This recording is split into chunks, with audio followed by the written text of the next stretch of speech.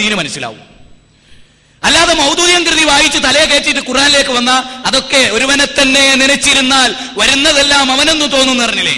മൗദൂദി കൃതി വായിച്ച് ഇസ്ലാമിനെ വിലയിരുത്തത് ആദ്യം ഖുർആനും സുന്നത്തും. എനിക്ക് പറയാനുള്ള ജമാഅത്തിന്റെ കുട്ടികളുണ്ടല്ലോ ജനിച്ചു വന്നേ, ആ കുട്ടികളെ ഈ കിതാബ് ഒന്നും കാണിക്കാതെ വെറുതെ ഖുർആൻ വായിപ്പിക്കുക, നിങ്ങളെ പരിഭാഷ വായിപ്പിച്ചാൽ മതി.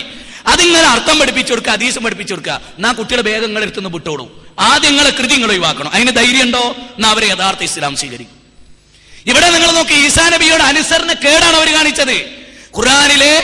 ഖുർആനിലെ സൂറത്ത് മാഇദയിലെ 116, 117, 118 ആയത്ത് വായിച്ചു നോക്കൂ. അവിടെ അനുസരണ കേട് കാണിച്ചു എന്നാ ഈസാ നബി പറഞ്ഞ അള്ളാനെ ആരാധിക്കണം എന്നാ. അള്ളാനെ ആരാധിക്കണമെന്ന് ഈസാ നബി പറഞ്ഞതിനോട് അനുസരണക്കേട് കാണിച്ചിട്ടാണ് ഈസാ നബിക്ക് ഇബാദത്ത് വന്നത്. അവിടെ അനുസരണക്കേട്. അപ്പൊ ഇബാദത്തിന് അനുസരണക്കേട് എന്നൊരു നാലാമതൊരർത്ഥം കൂടി ഉണ്ടാവുമോ? ഒരേ ആയത്തിൽ തന്നെ അനുസരണ ശിർക്കും അനുസരണക്കേടെന്ന ശിർക്കും. സുബ്ഹാനല്ലാഹ്, മൗദൂദിന്റെ ഭ്രാന്ത് തലേക്കറിയുണ്ടായത് അതങ്ങോട്ട് ഒഴിവാക്കിയ ദീന് ക്ലിയറായി അല്ലെ. ഇനി നോക്കൂ, ഒരാൾ വിഗ്രഹാരാധന നടത്തുന്നു. വിഗ്രഹാരാധന നടത്തുന്ന ഒരാൾ വിഗ്രഹത്തെ അനുസരിക്കോ? വിഗ്രഹം എന്തെങ്കിലും ഒന്ന് കൽപ്പിച്ചിട്ടുണ്ടോ? ഇല്ലല്ലോ. വിഗ്രഹം ഇനി മലക്കിനെ ആരാധിച്ചു എന്ന് ഖുർആൻ പറയുന്നു. മലക്കുകൾ ആരാധിച്ചവർ മലക്ക് പറഞ്ഞിട്ടാണ് അവർ ആരാധിച്ചത്. അപ്പൊ മലക്കിനോട് അനുസരണ കേട് കാണിക്കുക ചെയ്തത്. അതുവഴി പിശാചിനെയാണ് അവരനുസരിച്ചത്. പിശാചിനെ അനുസരിച്ചവർ ചെയ്ത പ്രവൃത്തിയാകട്ടെ മലക്കിനുള്ള ഇബാദത്തും. അതുകൊണ്ട് അതെന്തായി? അത് ശിർക്കായി തീർന്നു. ആർക്കത് മനസ്സിലാവാത്തത്?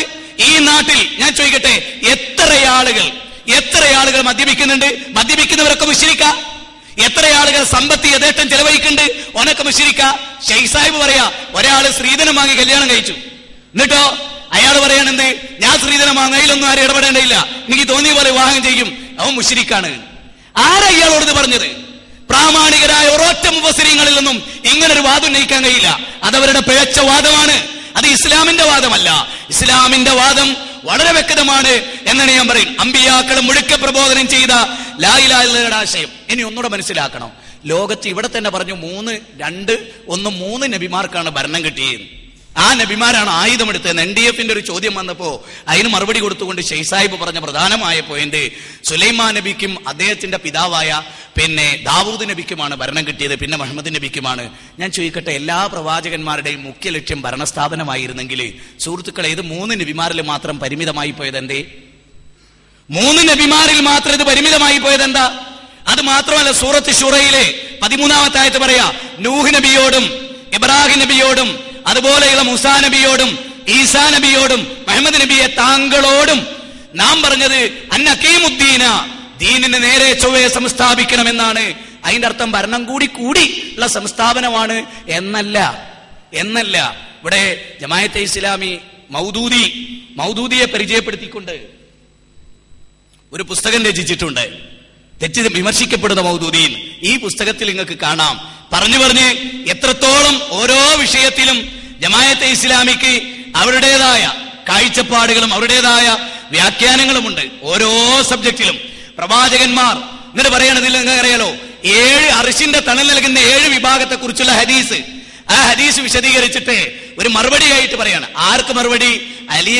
അബുൽ ഹസൻ അലി നദ്വി സാഹിബിന് ഇസ്ലാമിൽ രാഷ്ട്രീയ വ്യാഖ്യാനമോ എന്ന പുസ്തകത്തിന് മറുപടി കൊടുത്തുകൊണ്ട് പറയാണ്, നീതിമാനായ ഭരണാധികാരി അതാണ് അർശിന്റെ തണൽ ലഭിക്കുന്ന 1-ാമത്തെ ആള്. എന്നിട്ട് അതിനെ വിശദീകരിച്ചുകൊണ്ട് ജമാഅത്തേരെ എഴുതുക എന്തെന്നറിയോ? നീതിമാനായ ഭരണാധികാരിക്ക് അർശിന്റെ കണൽ കിട്ടുമെന്ന് പറഞ്ഞാൽ ഒരു രാജ്യത്ത് ഭരണത്തിന് വേണ്ടി ശ്രമിക്കുകയും ഭരണം നേടുകയും എന്നിട്ട് അവിടെ ഭരണം സ്ഥാപിച്ച അയാൾ നീതിയോടുകൂടി ഭരിക്കുകയും ചെയ്ത അർശിന്റെ തണൽ കിട്ടുന്ന ആ ഹദീസിലുള്ളത് വല്ലാത്തൊരു കണ്ടുപിടുത്തം തന്നെയാണ്. ആ ഹദീസിൽ എന്താ ഉള്ളത്?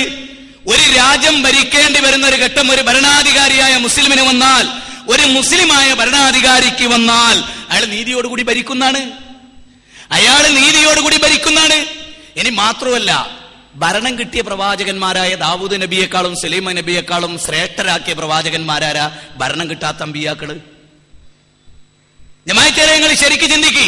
വിശുദ്ധ ഖുർആനിൽ ഉലുൽ അസ്മിന്റെ പ്രവാചകന്മാരിൽ മുഹമ്മദ് നബി സല്ലല്ലാഹു അലൈഹി വസല്ലമയ്ക്കുള്ള 4 പ്രവാചകന്മാരും ഭരണം കിട്ടാത്തവരാ. ആകെ 1.25 ലക്ഷത്തോളം അംബിയാ മുർസലീങ്ങൾ വന്നു എന്ന് പറഞ്ഞു. അതിൽപ്പെട്ട 25 പ്രവാചകന്മാർ. ആ പ്രവാചകന്മാർ 5 പ്രവാചകന്മാരെ അല്ലാഹു കാറ്റഗറി ഉയർത്തി, അവരുടെ പദവി ഉയർത്തി. ആ 5 പ്രവാചകന്മാരിൽ 4 പ്രവാചകന്മാർക്ക് ഭരണമില്ല.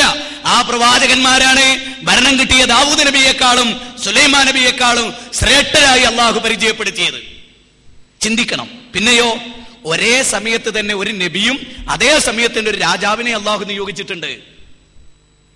വിശുദ്ധ ഖുർആൻ സൂറത്ത് ബഖറയിൽ 247 ആയത്തിൽ പറയാണെന്ത്? ഒരേ സമയത്ത് ഒരു നബി പ്രബോധകനായി പ്രവാചകനായി അതേ സമയത്ത് ഒരു രാജാവിനെ. അപ്പൊ ആ നാട്ടുകാർ ചോദിച്ചു, ഞങ്ങളെക്കാൾ എന്ത് കേമത്തായി ഈ രാജാവിനുള്ളത്? ഞങ്ങൾ അത്ര സമ്പത്തുള്ള ആളാണോ?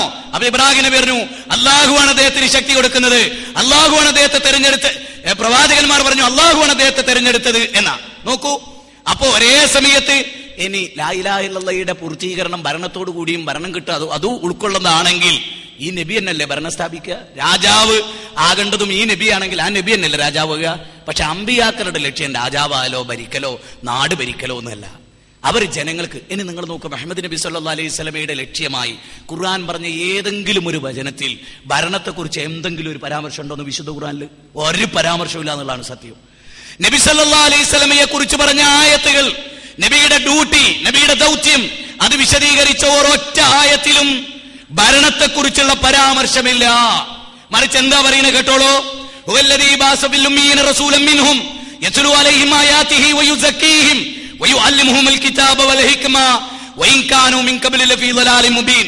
വ്യക്തമായ വഴികേടിലായിരുന്ന ഒരു ജനത, അറബ് ജനത. നമുക്കറിയാം, എല്ലാ അർത്ഥത്തിലും അവർ തിന്മയിലായിരുന്നു. എല്ലാ അർത്ഥത്തിലും അവർ തിന്മയിലായിരുന്നു, എല്ലാ അർത്ഥത്തിലും. പക്ഷേ ആ ജനതയെ, ആ സമൂഹത്തെ പ്രവാചകൻ ശുദ്ധീകരിച്ചത് എങ്ങനെ? ഖുർആൻ ഓതിക്കൊടുത്തുകൊണ്ട്. ഒരു കൈയിൽ വിപ്ലവവും മറുകൈയിൽ സാമൂഹ്യ സേവനവുമാണത്രേ ജമാഅത്തെ ഇസ്ലാമിയുടെ മുഖമുദ്ര എന്ന് കമ്മ്യൂണിസ്റ്റുകാരും പ്രശംസിച്ചു. ശൈഖിന്റെ വാക്കാണ് മൂവാറ്റുപുഴയിൽ നടന്ന പ്രസംഗത്തിൽ. ഒരു കൈയിൽ വിപ്ലവവും ഒരു കൈയിൽ സാമൂഹ്യ സേവനവും. ഞങ്ങളൊക്കെ മനസ്സിലാക്കിയ അങ്ങനല്ല. ഒരു കൈയിൽ ഖുർആനും ഒരു കൈയിൽ തിരുസുന്നത്തും. അത് എന്തിട്ടാണ് എല്ലാ വിപ്ലവങ്ങളും, അല്ലേ? അപ്പോ അതൊക്കെ എങ്ങനെ വിടുവായിത്തരം ഇങ്ങനെ പറഞ്ഞു പോയതാ, ഏതോ ആവട്ടെ. അപ്പൊ പ്രവാചകന്മാർ ഈ ലോകത്ത് വന്നിട്ട് മുഹമ്മദ് നബി ചെയ്ത എന്താ? വിശുദ്ധ ഖുർആൻ ഓതിക്കൊടുത്തു, തിരുസുന്നത്ത് പഠിപ്പിച്ചു കൊടുത്തു, അതിനനുസരിച്ച് ഒരു സമൂഹത്തെ ശുദ്ധീകരിച്ചു. അങ്ങനെ അവര് നന്നായി. സത്യത്തിൽ നിങ്ങൾ ആലോചിച്ച് നോക്ക്, ഈ രാജ്യത്ത് ഗാന്ധി പോലും പറഞ്ഞു എന്നാ, ഉമർ ഇബ്നു ഖത്താബ് റളിയല്ലാഹു ഭരണം വരണമെന്ന് ഗാന്ധി പോലും പറഞ്ഞു. എന്നിട്ട് മൂപ്പര് ഇവിടെ ഒരു പ്രസ്താവനയുണ്ട്. എന്തറിയോ? ഇസ്ലാമിക ഭരണം വരണം എന്ന് ആലോചിക്കാത്തവനും ആഗ്രഹിക്കാത്തവനും ഈമാനിന്റെ കണികയുണ്ടോ? അതൊക്കെ പറയുന്നത് കേട്ട എന്താ വിചാരിക്കാറിയോ? ഇവിടെ ഇസ്ലാമിക ഭരണം വന്നാൽ ഞങ്ങൾ അടിച്ചു തകർക്കും എന്നൊക്കെ വയലറിയുന്ന കുറെ മുസ്ലിങ്ങൾ ഇവിടെ ഉണ്ട് എന്ന് തോന്നിപ്പോവും. ഇസ്ലാമിക ഭരണം വരണമെന്ന് ഗാന്ധിജി പോലും ആഗ്രഹിച്ചു എന്ന് പറഞ്ഞാൽ അതിനർത്ഥം എന്താ? ഉമർ ഇബ്നു ഖത്താബ് റളിയല്ലാഹു ഭരണം ഇവിടെ വരണമെന്ന് ഗാന്ധിജി പോലും ആഗ്രഹിച്ചു. അവിടെ ഒന്നുകൂടെ ഷെയ്ഖ് സാഹിബ് പറയണം, ഗാന്ധിജി ഉമറിന്റെ ഭരണം പഠിച്ചു, മനസ്സിലാക്കി, അതിന്റെ വ്യതിരിക്തത പഠിച്ചു, അതിന്റെ മൗലികത മനസ്സിലാക്കി.